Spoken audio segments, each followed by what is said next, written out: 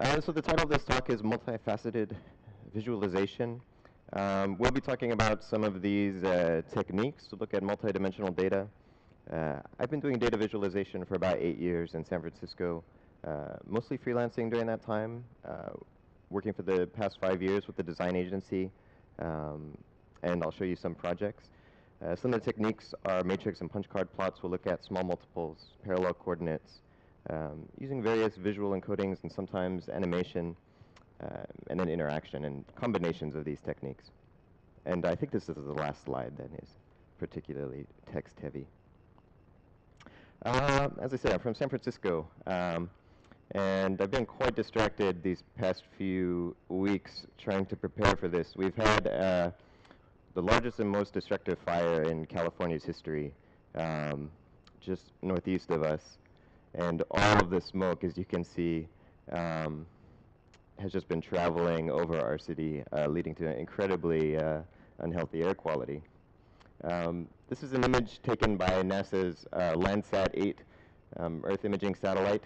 We'll actually see the Landsat 8 in a visualization later in this talk. This is an interesting sort of satellite image. It looks as if you can see the fire. This is actually an infrared image overlaid over a visual image of the smoke. So as you can see, actually, there's this sort of color scale of this infrared image goes to these sort of bright yellows up here, which when you see these wildfires from above, it's not nearly this much red. Sometimes it's a subtle glow, but this is a composite image. Yes, the air quality has just been quite terrible. There's a lot to sort of be frustrated about in America when it comes to the environment and all of these sorts of issues. One of the reasons I'm very happy to be in Sweden is a person who I found very inspirational getting into data visualization was Hans Rosling. He gave a TED Talk, I believe in 2006, where he explained the sort of incredible trend of life expectancy for sort of all nations in the world. How if you actually look at the data, the world has improved sort of substantially. The data actually show sort of a significantly better sort of incremental progress year over year over year compared to sometimes what our intuitions are or what we see on the nightly news. And I think there's something beautiful about the way not only that the data is presented, but how, as he stands in front of these visualizations, I mean, he sort of throws his energy into data. He's pushing the data into this healthy, wealthy corner. And so I think he's just a tremendous inspiration, this sort of optimistic attitude towards the progress of the world. I've made a few visualizations of air quality. This is based on one of my friends, Daniel Overstreet. I iterated on a version of his visualization. These are air quality calendars, so every one of these visualizations is an entire year, going from January to December. And it shows the daily air quality at US State Department embassies or consulates in China. And actually, Guangzhou, where I used to live, seems to have significantly better air quality than San Francisco these days. This technique of small multiples is one way you can sort of visualize complex data. This is a related data set based on which counties in the United States were experiencing droughts or unusually large amounts of rain in a particular year. There's a nice version by Mike Bostock that I'd like to show here. Is anyone here subject to sort of epileptic seizures or anything? Okay, very good.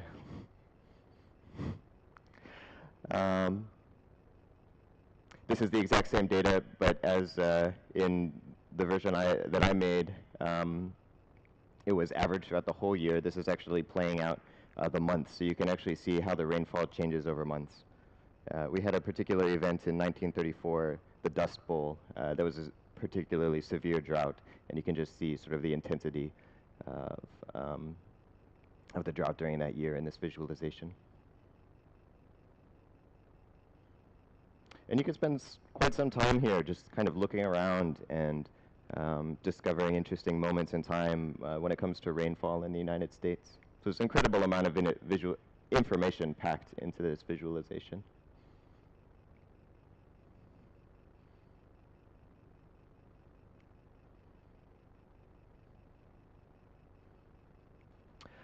So I'm going to show a visualization next, which I think is somewhat intimidating to many people. So I preface it with this quote.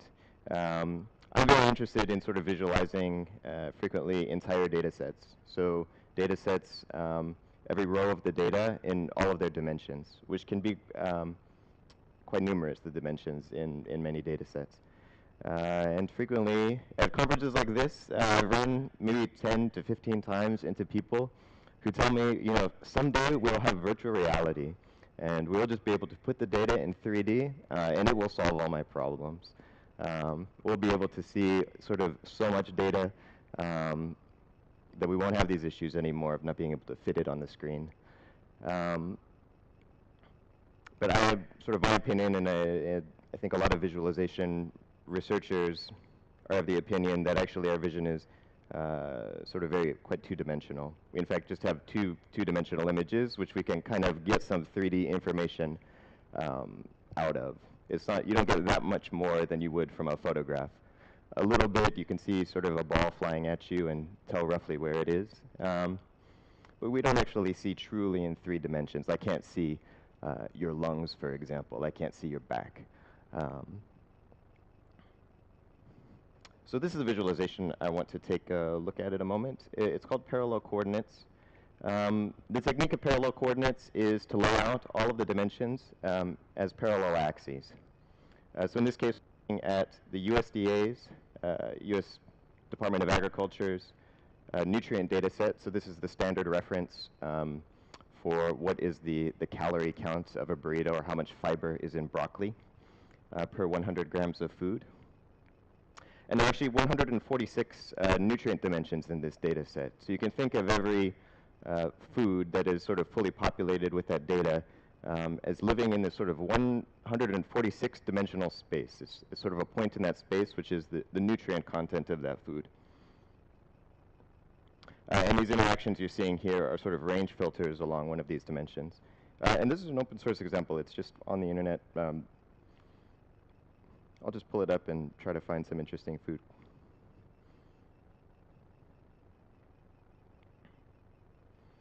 So we can quickly sort of filter on these dimensions. And I use this tool primarily sort of for initial exploration of data sets, or sort of to find something. In the same way you might use SQL, or if anyone here is sort of a data scientist, you might use RStudio or Python to do some data analysis to see what is in your CSV file, or even a spreadsheet. So for instance here, let's see, I may want a food. I'm interested in food. I've had a little too much sugar, so maybe something light in sugar. Something that is, if you go too low water, it means it's sort of a dehydrated food down here.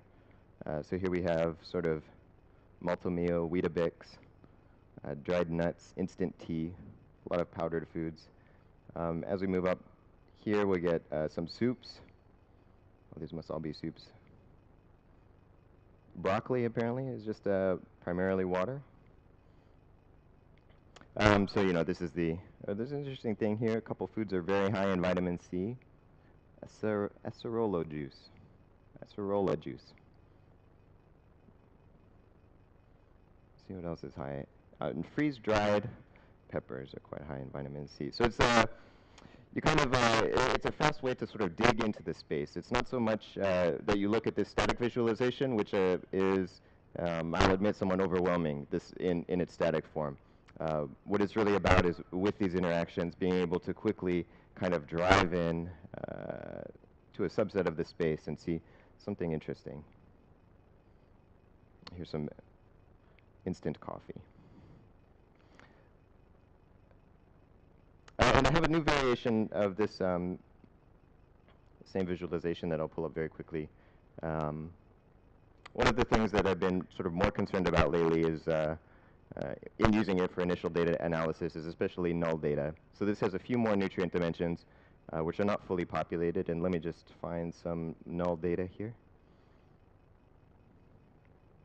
So for instance, this particular food, which is Kraft Velveeta. So it's our American. Do you have Velveeta here? It's like a mac and cheese, but it's not. I don't know if it's actually cheese, especially this light reduced fat past process. Anyways, so for this particular food, I can see it does not have some of these dimensions here. It doesn't have any values for magnesium or B6, B12, folic acid, selenium. So frequently when you're dealing with data sets that are from the real world or from some source, there's quite a lot of missing data here. And it can be quite problematic for any analysis or visualization. For instance, if you try to make a scatter plot and one of these missing dimensions is one of the axes of your scatter plot, where do you put that data? Do you put it on the 0, which is not quite correct, of the axis where it's missing data, or do you have some area off the chart where all this missing data can go? So it's nice here as a way to sort of inspect data quality.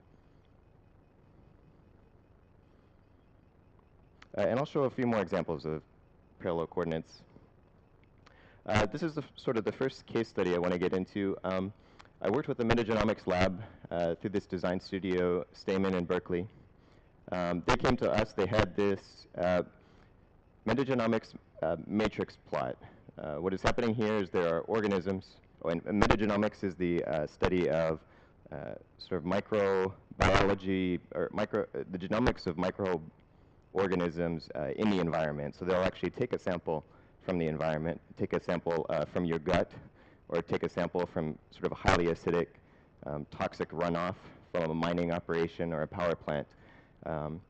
And there are new sequencing techniques where they can just kind of take that material and just sort of break it all up and just sequence them immediately and use some machine learning algorithms to actually pull out, it's kind of like a big Sudoku puzzle or something. From those fragments, it can kind of figure out that there are organisms. And these sort of candidate organisms are the rows of this, and genes or enzymatic processes are these columns. So they're actually properties of these organisms. And they're interested in being able to see sort of larger versions of this data set because they have quite a lot of genes that they're interested in looking at, and quite a lot of organisms in the environment. And so here was sort of a first pass of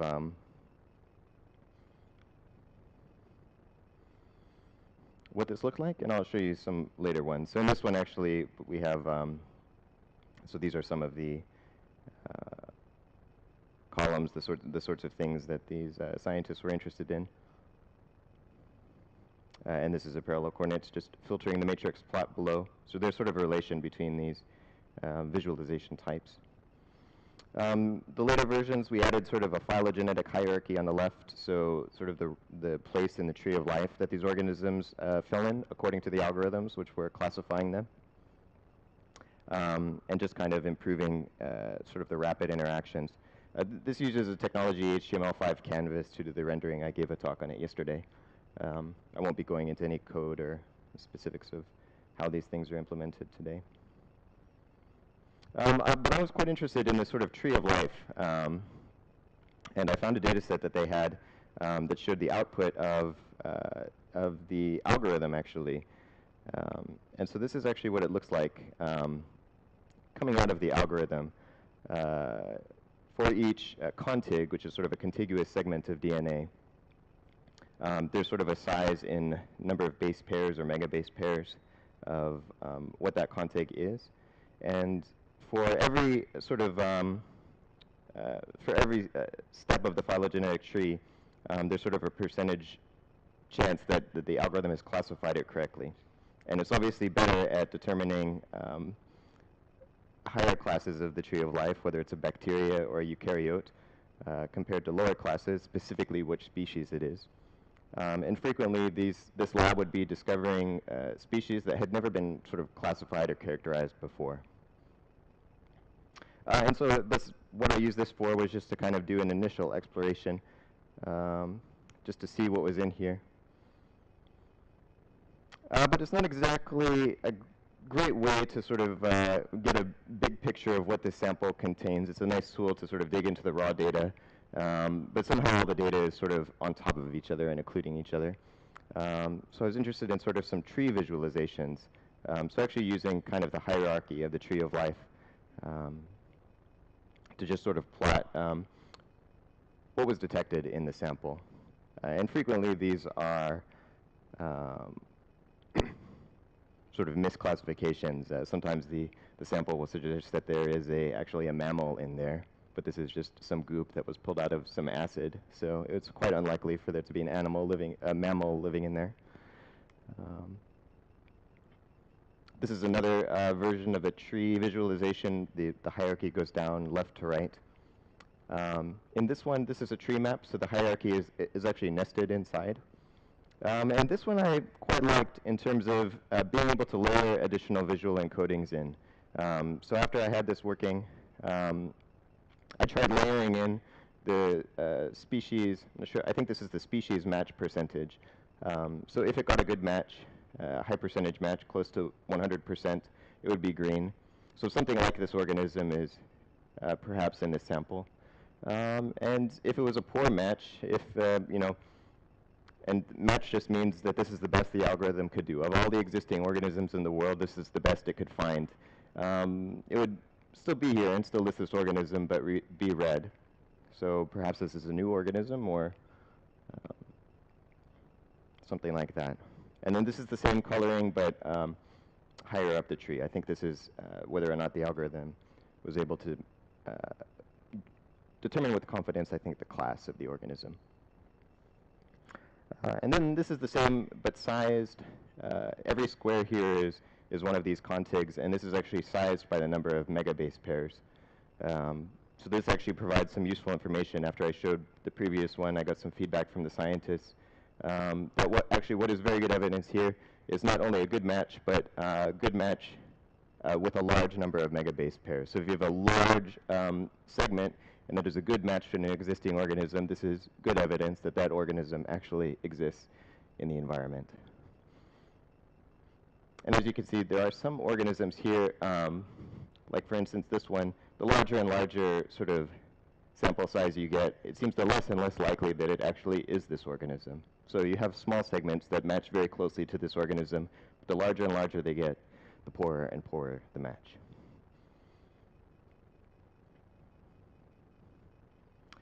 So the second case study here is just a personal project, satellite ground tracks. Again, is the sort of theme of this talk. I initially pulled this data and just looked at it with parallel coordinates. I got it from Celeste Track, which actually is a delightful website. I'll have my bar here.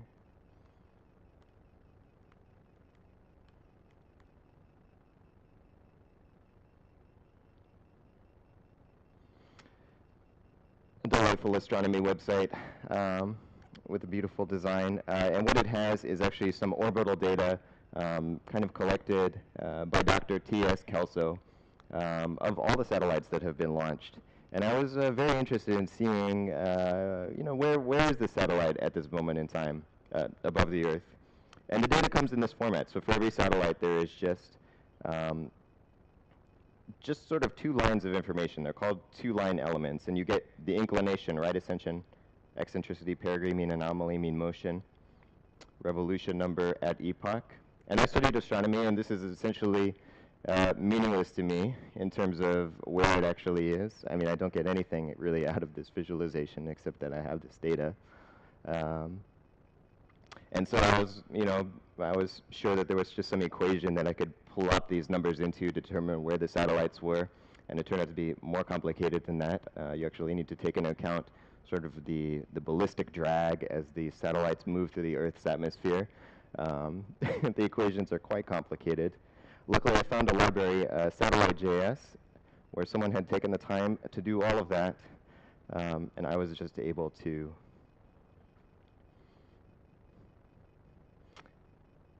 put those numbers into the library and then pick a date in the future, and it would just tell me where these satellites were at that moment in time, which meant that I could now plot these satellites just over the Earth, which is just fun to look at.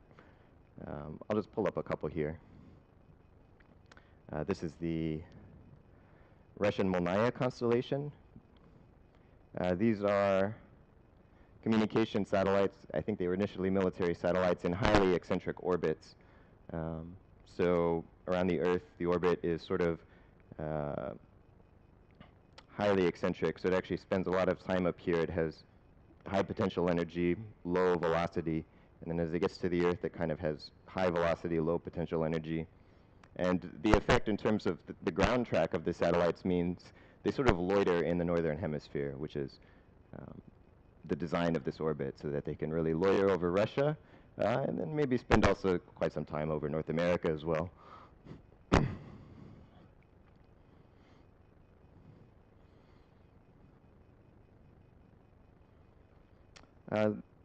These scientific satellites, is this where Landsat 8? I'm just looking for the satellite that took the image that I showed at the very beginning of this talk. It's not here.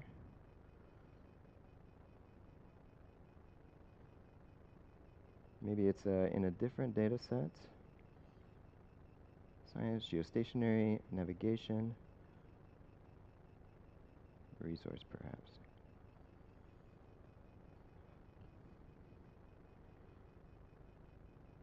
In the previous data set was Hubble Space Telescope, HST. This data set are not the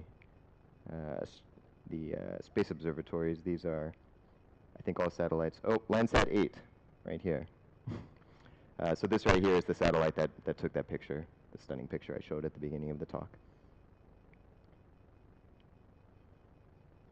So this is just kind of a fun thing that I did. I had not seen kind of a way to kind of see where satellites were, at least large groups of satellites like this. And the open source community sort of made it so easy to put it all together. This is one more interesting data set here before I move on. These are debris fields from the Earth's first hypervelocity collision. So actually these two satellites, Iridium-33 and Cosmos 2251, they actually collided in 2009. And they had quite different orbits, which means they're moving extremely fast relative to each other. So it's just an explosion. I mean, much faster than a bullet. 20 minutes after the collision, this was the debris field. 15 minutes after the collision, this is what the debris field looked like. And today, these are the ground tracks of the debris that we are still tracking. So this is, if you've seen the movie Gravity, this is kind of the concept here, is when satellites on very different orbits crash into each other, it creates this extremely dangerous debris in the atmosphere, not the atmosphere, the sort of Earth orbit. And these need to be tracked because if these, if the piece of debris hits a station or a satellite or a ship, it's liable to sort of then explode that craft as well and cause kind of a chain reaction.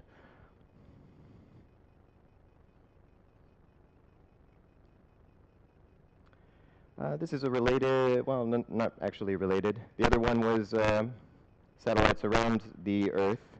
And these are exoplanets. These are planets totally outside our solar system. So I'll just pull up the parallel coordinates version of this. In this data set, what I wanted to call out was sort of the method of discovery. There's a couple different methods of discovery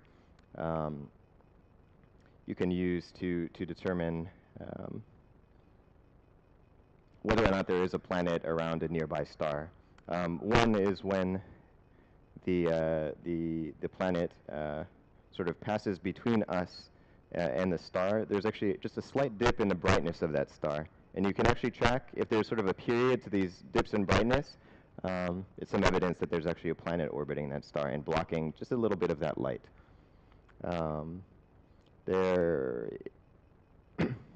Another method is actually kind of the planet sort of pulling on the star causes sort of a Doppler shift. There are these sorts of, that's, I believe, the radial velocity method. So the fact that the star is sometimes pulling, sometimes pulling the star in different directions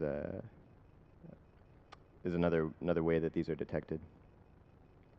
And it's been a really recent phenomenon that these have been detected. So it was really sort of in the 1990s that this really got started. but lately we're just discovering all kinds of exoplanets. Ooh, get out of here, Adobe.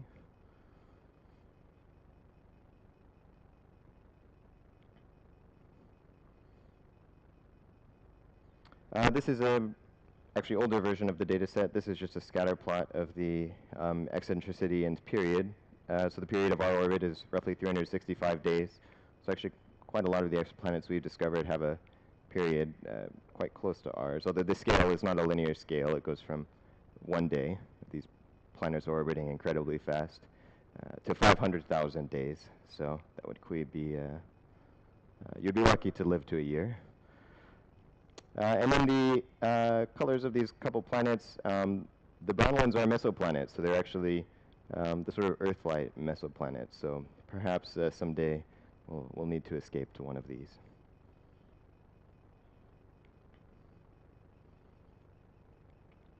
So another case study that a project I did at Stamen was the World Health Organization Immunization Report. This is where we use quite a few of these techniques to sort of drill into the data. I'll show you a few.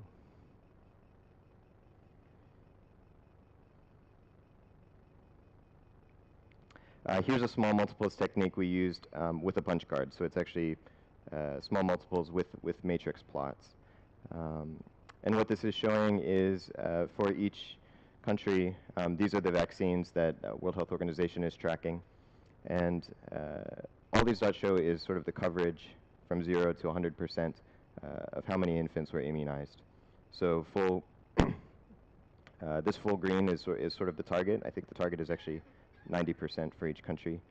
And you can quickly see at a glance sort of which countries have been improving. Let me find a country that has kind of degraded in recent years. Some countries have sort of been falling behind on their immunization rates due to either conflicts or also Ebola. Oh, so if actually I find, here's Iraq.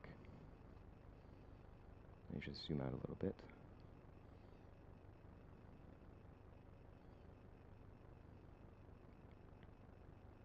Liberia is having a rough time.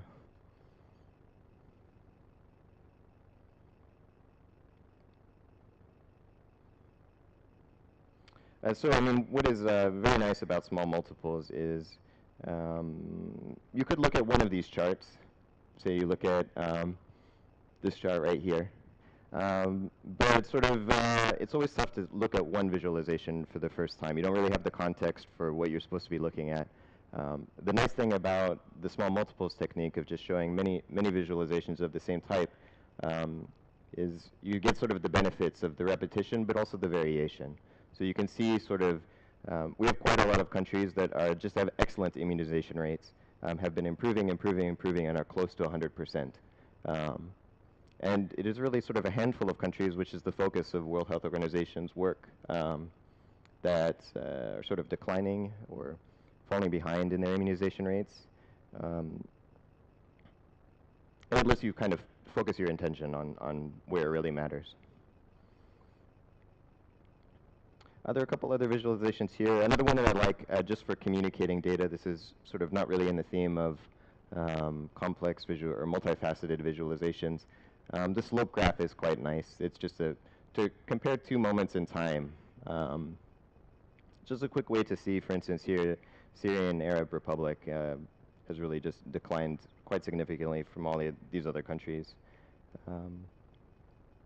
These are all sort of what World Health Organization sort of has flagged as sort of countries of concern with regards to immunization rates.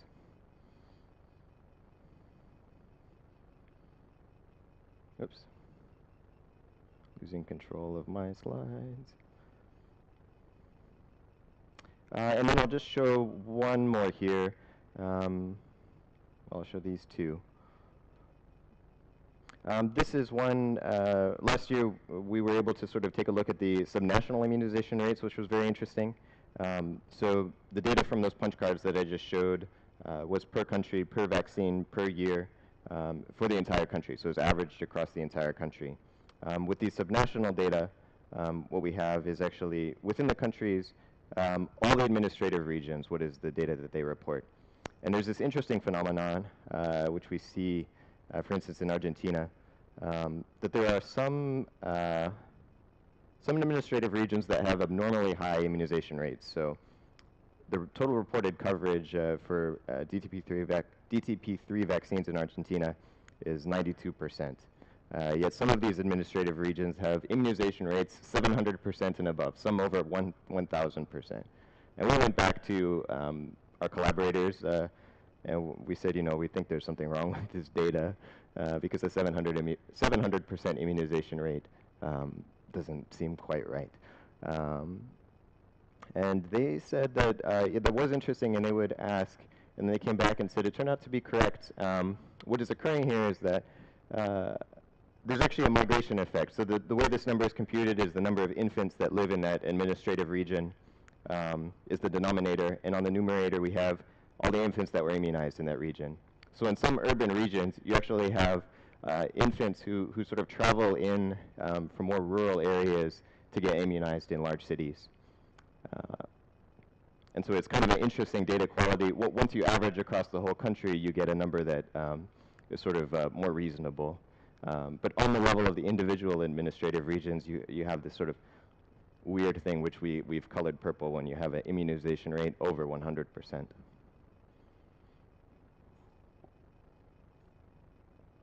And again, this is the technique of small multiples, just to compare many different countries here. India has quite a large population and a lot of data.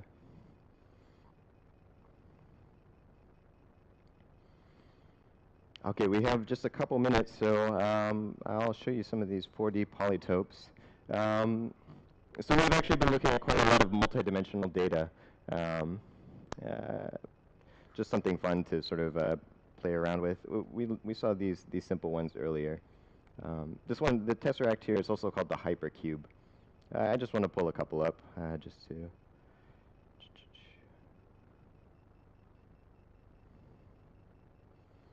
Can I view my toolbar while I'm in this mode? Always show toolbar.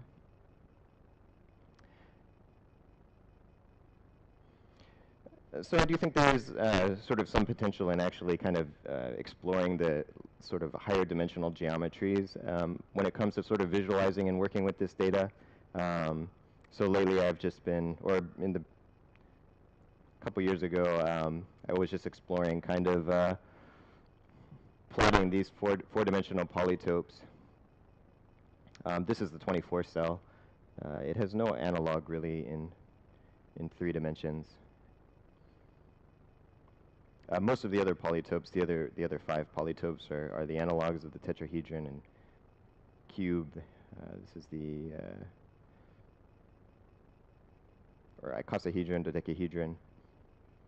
I just want to show you kind of this interesting feature of this plot parallel coordinates.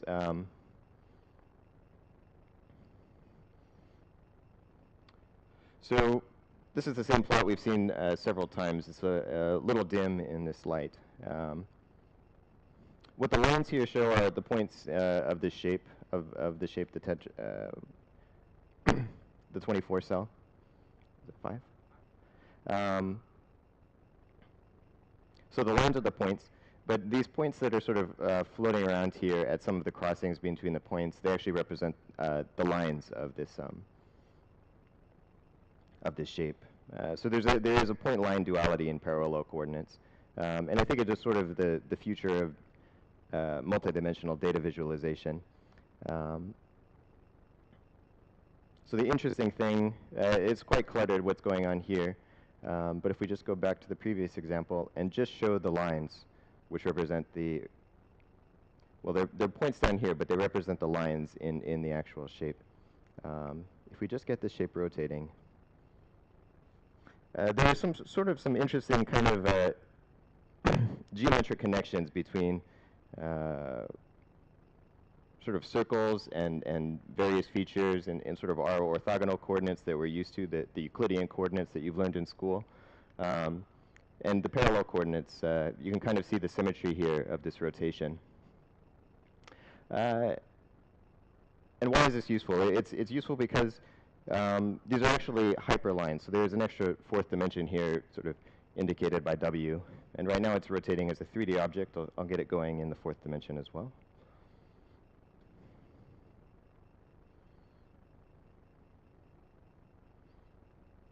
Properties of hyperdimensional geometry are used quite extensively nowadays by machine learning algorithms. So many algorithms, what they do is they actually sort of take the data they take large feature vectors of the data. So you take an image and you actually extract, maybe thousands of feature vectors out of it. And then in this higher dimensional space, it's very easy for machine learning algorithms to sort of classify objects and sort of discriminate data. And the same is possible, I think, for humans if we just sort of have the tools to do it. I'll skip ahead just to the truncated 600 cell. This is quite a large shape. The reason I like this shape to look at is you can actually sort of see within the shape there are actually, oh, I've lost my name, icosahedron. Is it the one with 20 sides? You can actually see, like for instance, here's an icosahedron floating. Oh, and then sometimes you lose them. There's one right here. There's one right there. There are quite a lot, though. I think there's something like 120 floating around in there, so it's quite easy to lose them.